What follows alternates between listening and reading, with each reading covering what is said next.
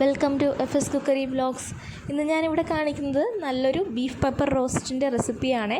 അപ്പോൾ വീഡിയോ ഇഷ്ടമാവുകയാണെങ്കിൽ ഒന്ന് സബ്സ്ക്രൈബ് ചെയ്ത് കൂടെയുള്ള ബെല്ലൈക്കൺ ഒന്ന് പ്രസ് ചെയ്തേക്കണേ.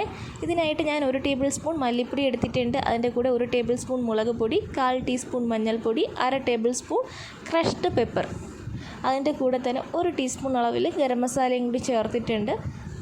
ഇനി കഴുകി ഡ്രെയിൻ ചെയ്ത് വെച്ചിരിക്കുന്ന 1 കിലോ വരുന്ന ബീഫാണ് ഞാൻ എടുത്തിട്ടുള്ളത്. അതിലേക്ക് ഈ ഇഞ്ചി വെളുത്തുള്ളി പച്ചമുളക് പേസ്റ്റ് 1 ടേബിൾ സ്പൂണോളം ചേർത്ത് കൊടുക്കുന്നുണ്ട്. അതിൻ്റെ കൂടെ ഈ പൊടികളെല്ലാം ചേർത്തിട്ട് ആവശ്യത്തിന് ഉപ്പും കൂടി ചേർത്ത് കുറച്ച് കറിവേപ്പിലയും കൂടി ഇട്ടിട്ട് നന്നായിട്ട് ഇതൊന്ന് തിരുമ്മി യോജിപ്പിക്കണം. ഇനി ഇതിലേക്ക് 1 ടീസ്പൂൺ അളവിൽ നാരങ്ങനീരും കൂടി ഒഴിച്ചു കൊടുക്കാം. എന്നിട്ട് ഒന്നും കൂടി ഒന്ന് തിരുമ്മി യോജിപ്പിച്ചിട്ട് കുക്കർ മൂടി വെച്ച് കുക്ക് ചെയ്തെടുക്കാം. എനിക്കിവിടെ വെള്ളമൊന്നും ആവശ്യമായിട്ട് വന്നിട്ടില്ല.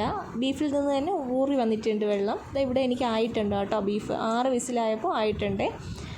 അപ്പോൾ ഇനി അടുപ്പത്തോട്ടൊരു പാത്രം വെച്ചിട്ട് അതിലേക്ക് 3 ടേബിൾ സ്പൂൺ അളവിൽ നെയ്യ് ഒഴിച്ചു കൊടുക്കുക. അതിലേക്ക് 1 ടീസ്പൂൺ അളവിൽ കടുക് ചേർത്തിട്ട് 1 ടേബിൾ സ്പൂൺ അളവിൽ ഇഞ്ചി വെളുത്തുള്ളി പച്ചമുളക് പേസ്റ്റും കൂടി ആഡ് ചെയ്തിട്ട് അതിലേക്ക് ഒരു 10-35 കൊച്ചുള്ളി ഇതുപോലെ അരിഞ്ഞിട്ട് ചേർത്ത് കൊടുക്കുക. ഇത് നന്നായിട്ട് വാടി വരുന്നത് വരെ ഒന്ന് വഴറ്റി കൊടുക്കുക. ഇതിലേക്ക് കുറച്ച് കറിവേപ്പിലയും കൂടി ഇട്ടിട്ട് വേണം വഴറ്റിയെടുക്കാനായിട്ട്. ഇതിലേക്ക് 1 ടേബിൾ സ്പൂൺ മല്ലിപ്പൊടി, 1 ടീസ്പൂൺ അളവിൽ ഗരം മസാലപ്പൊടി, ഈ 2 പൊടികളും കൂടി ഇതിനകത്തോട്ട് ചേർത്തിട്ട് അതിൻ്റെ പച്ചക്കുത്ത് മാറുന്നത് വരെ നന്നായിട്ടൊന്ന് വഴറ്റിയെടുക്കണം.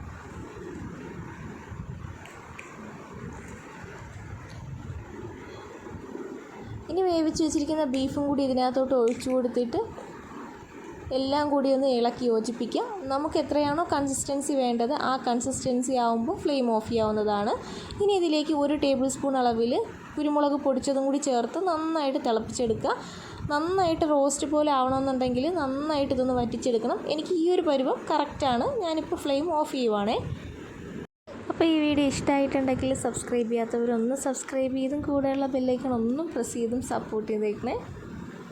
എല്ലാവർക്കും താങ്ക്സ് ഫോർ വാച്ചിങ്.